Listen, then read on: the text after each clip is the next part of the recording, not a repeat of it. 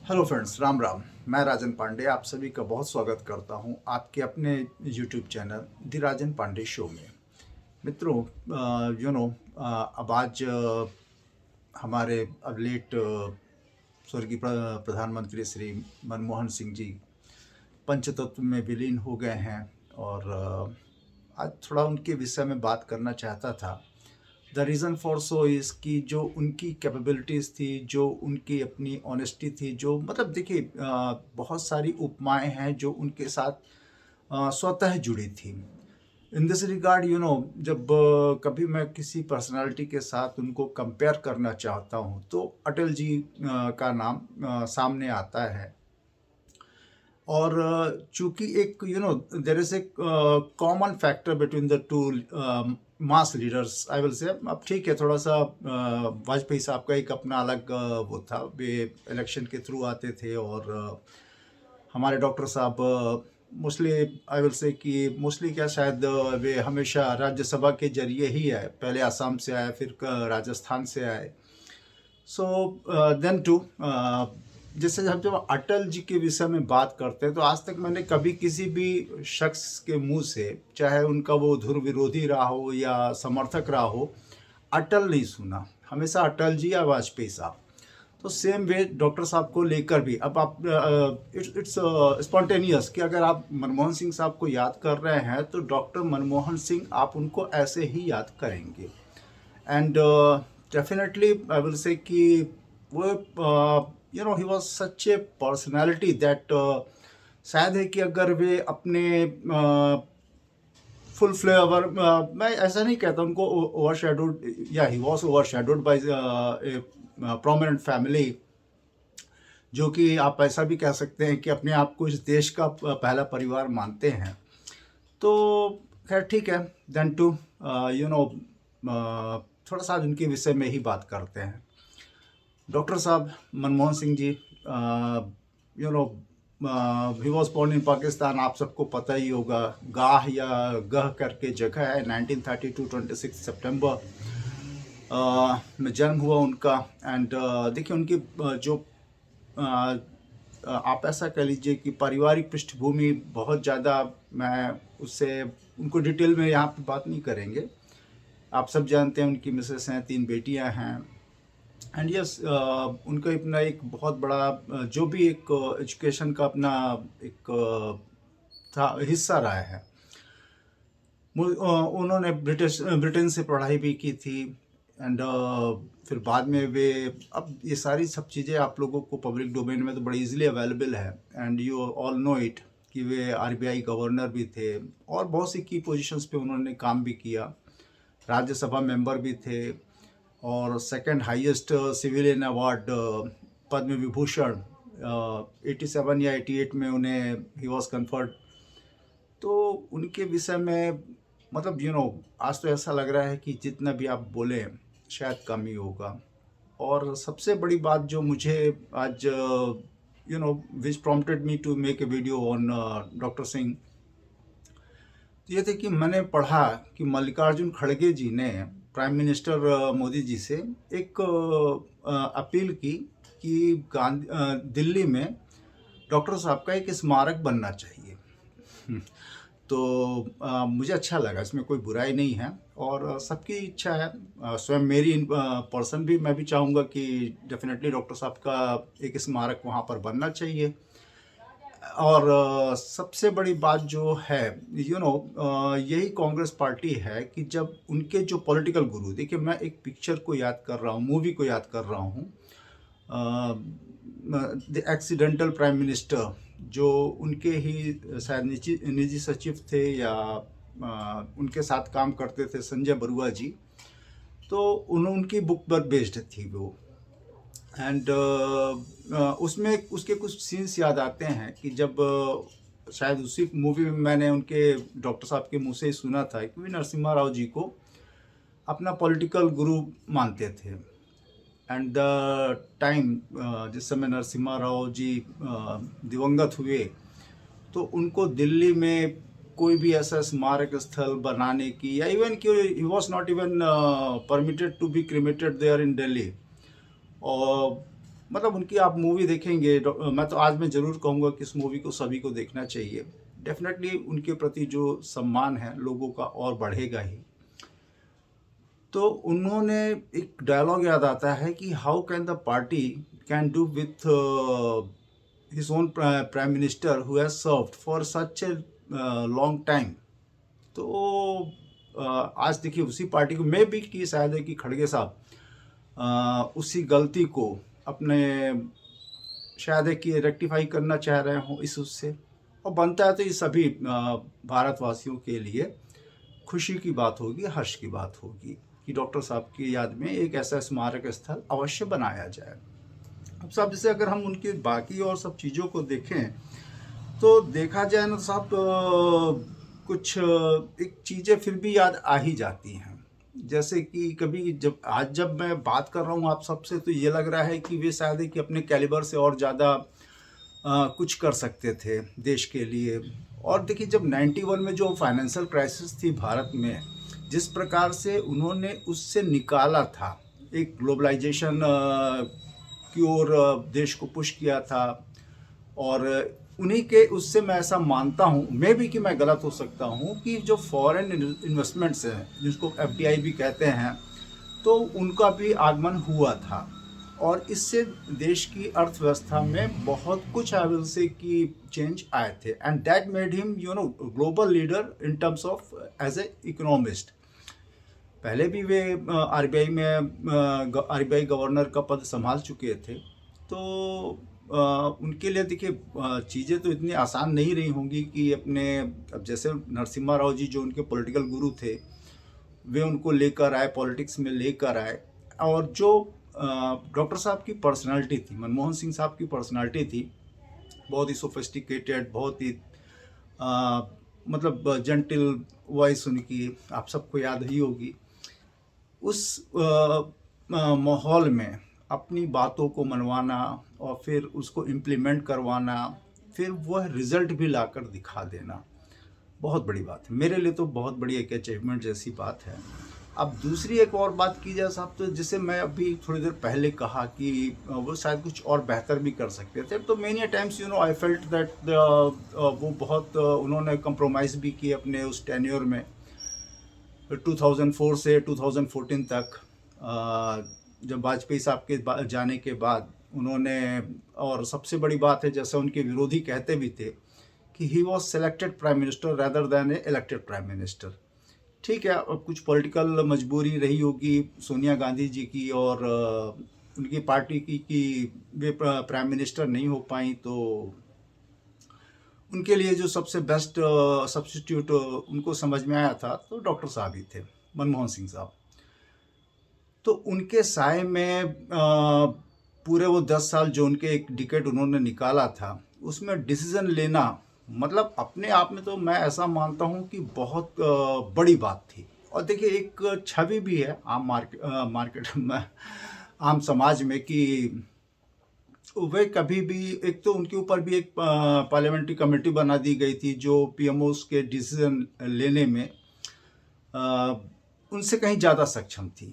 तो ऐसा कहना है कि वे डिसीजन मेकिंग बॉडी थे, कभी कभी मुझे इसमें संशय होता है कि शायद ही कभी उन्होंने would have made any decision on his own other than. एक जरूर डिसीजन मेरे को याद आता है, if I am not wrong, तो 2008 और 9 में उन्होंने न्यूक्लियर ट्रेड की जो एक पहल की थी US के साथ, तो और उसको उन्होंने ही शोड हिज स्पाइन, और उन्होंने उसको सक्सेसफुली एग्जीक्यूट करा दिया था, जिसमें आप को याद होगा कैसे किस प्रकार से जो वामपंथी दल हैं उन्होंने हो हल्ला मचाया था, और अगर सही कहा जाए तो ऑलमोस्ट सरकार गिरा भी दी थी।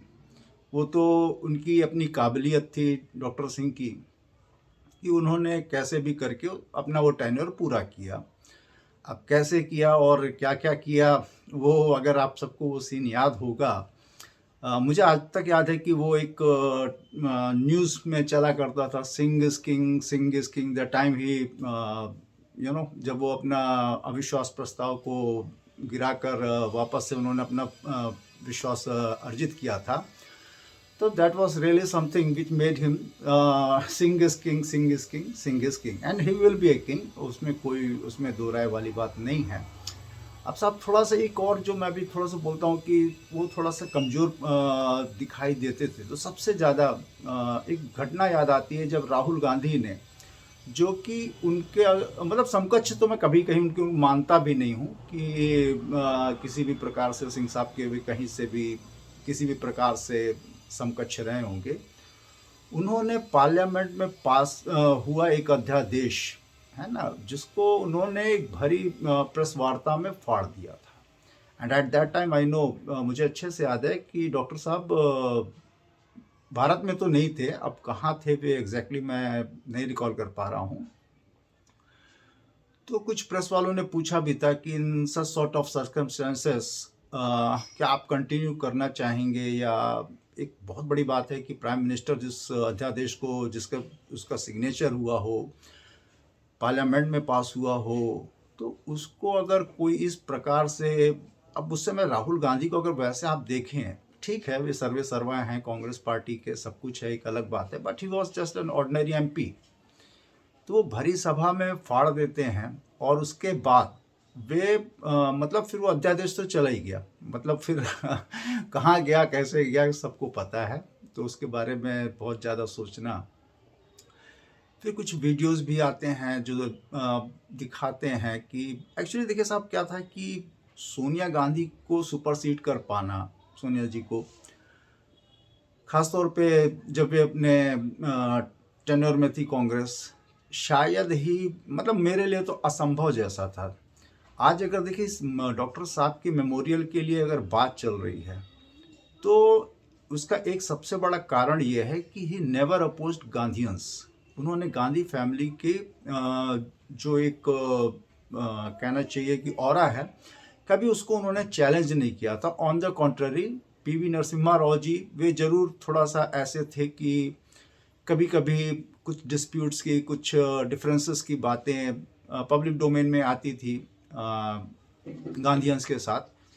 तो सिंह साहब हमारे कुछ ज़्यादा बहुत बढ़िया उन्होंने अपना इंटेलेक्ट दिखाया था कि कभी उन्होंने अपोज नहीं किया था कि किसी भी प्रकार से अपोज किया हो, या ज़्यादातर आपने जैसे देखिए, अब ये मेरा अपना व्यक्तिगत विचार नहीं है, उनके विरोधी ही कहा करते थे मौनी बाबा, मनमोहन सिंह, या मतलब कुछ और भी ऐसे कुछ बोल जाते थे कि जो मेरे को मतलब अच्छा तो नहीं लगता, बट यू नो, तो मोस्टली अपने आप को इन ऐसे विवादास्पद मुद्दों से दूर ही रखते थे। और अब देखिए इसमें और भी बहुत सारी कुछ ऐसी बातें की जा सकती हैं कि मतलब जो उनके मतलब एक्चुअली मैं सही कहूँ ना, तो उनको आप डिस्क्राइब कर पाएँ किसी एक टर्म से, मुझे तो असंभव लगता है।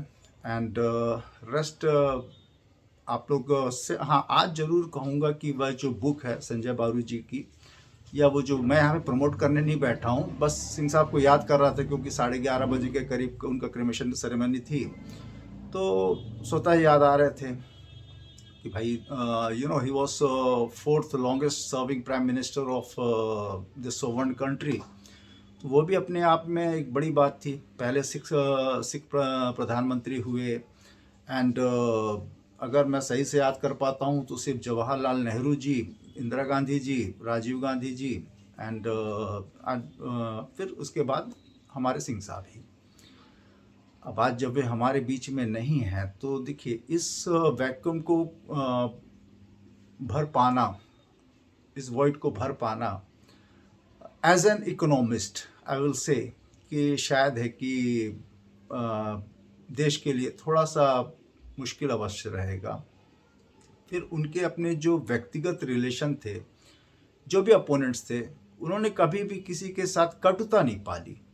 As like many of his party man, अक्सर आपने देखा होगा कि अगर किसी मुद्दे पर विरोध है या किसी व्यक्ति विशेष से विरोध है, तो वे कभी कभी अपनी सीमा कुछ अधिक लांघ जाते हैं, रैदर दैन कि थोड़ा सा लांघे।